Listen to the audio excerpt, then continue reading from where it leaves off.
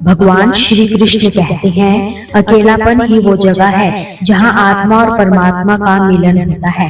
जब कोई नहीं सुनता तब अपनी आत्मा को सुनो, जब कोई साथ नहीं देता तब अपने कर्म को साथी बना लो। कर्म समय बदलेगा, पर उससे पहले तुम्हें खुद को बदलना होगा। हर कठिन समय तुम्हारे भीतर छिपे अर्जुन को जगाने आता है। अगर अर्जुन कृष्ण की बातें ना सुनता तो शायद इतिहास उसे कायर कहता, पर उसने शांत होकर सुना, विश्वास किया, और वही अर्जुन आज वीरता का प्रतीक है। इसलिए कृष्ण का ये वचन याद रखना, जो अपने मन पर विजय पा लेता है वो दुनिया पर विजय पा सकता है। जब मन तुम्हें कहे कि सब खत्म हो गया, तब शांत होकर सुनो, क्योंकि वही पल तुम्हारे जीवन का मोड़ बन सकता है। समय अवश्य बदलेगा, लेकिन पहले तुम्हारा दृष्टिकोण बदलना जरूरी है। जैसे ही तुम स्वीकार कर लेते हो कि यह कठिन समय भी ईश्वर की योजना का हिस्सा है, वैसे ही जीवन धीरे धीरे प्रकाश की ओर बढ़ने लगता है। तो जब अगली बार तुम अकेले हो, उदास हो या टूटे हुए महसूस करो, तब ये मत सोचो कि ईश्वर ने तुम्हें छोड़ दिया है, बल्कि सोचो कि शायद कृष्ण तुम्हें बुला रहे हैं। ये कहकर अकेले हो तो शांत होकर सुनो, समय जरूर बदलेगा। कृष्ण कहते हैं, जब मनुष्य अकेला होता है तो वह दो रास्तों पर खड़ा होता है। एक रास्ता है शिकायतों का, जहाँ वह अपने भाग्य को दोष देता है। दूसरा रास्ता है आत्मज्ञान का, जहाँ वो समझता है कि हर कठिनाई किसी गहरी सीख के लिए आती है। जो व्यक्ति दूसरा रास्ता चुनता है वही अंत में विजेता भी बनता है। उदाहरण के रूप में देखिए, जब श्री कृष्ण मथुरा छोड़कर द्वारिका गए तो उन्होंने अपना बचपन, अपने सगे संबंधी, पूरा नगर पीछे छोड़ दिया।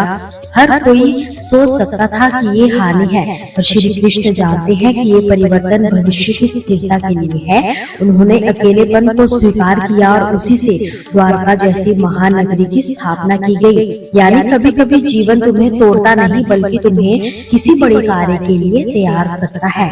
इसी तरह जब अर्जुन युद्ध से पहले अपने ही प्रियजनों को सामने देखता है तो उसके भीतर का योद्धा डर जाता है। वो धनुष छोड़ देता है और कहता है कि वो लड़ नहीं सकता। वो क्षण उसके जीवन का सबसे बड़ा एकांत था, पर उसी एकांत में उसे कृष्ण का गीता उपदेश मिला, जिसने उसका जीवन पूरी तरह से बदल दिया, उसकी सोच को मानवता की दिशा दी। अगर अर्जुन उस समय भाग जाता तो वो कभी अपने सामर्थ्य को ना जान पाता। श्री कृष्ण ने उसे सिखाया कि स्थिरता ही शक्ति है, शांत मन ही सच्चा मार्ग देख सकता है। कृष्ण का यही संदेश हर व्यक्ति के लिए मान है। मान लो कोई व्यक्ति व्यापार में असफल हो गया, परिवार ने साथ छोड़ दिया और वो सोचता है कि अब कुछ नहीं बचा। अगर वो व्यक्ति शांत होकर सोचता है, अपने भीतर झांकता है, तो वो समझता है कि असफलता ने उसे सिखाया है कि किस तरह वह और मजबूत बन सकता है।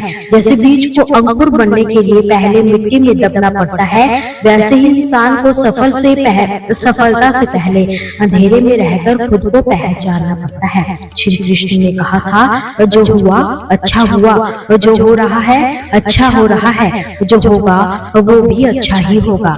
ये वाक्य कोई साधारण सांत्वना नहीं है, ये जीवन का गहरा सत्य है। इसका अर्थ ये नहीं कि हमें कठिनाइयां अच्छी लगती है, बल्कि ये है कि हर कठिनाई हमें किसी बड़े उद्देश्य की ओर लेकर जाती है। मान लो किसी व्यक्ति का बहुत प्रिय रिश्ता टूट गया, वो सोचता है कि उसका जीवन खत्म हो गया, पर वही दर्द उसे भीतर से इतना परिपक्व बना देता है कि वो आगे चलकर दूसरों के दुखों को समझ पाता है और किसी के जीवन में प्रकाश बन जाता है।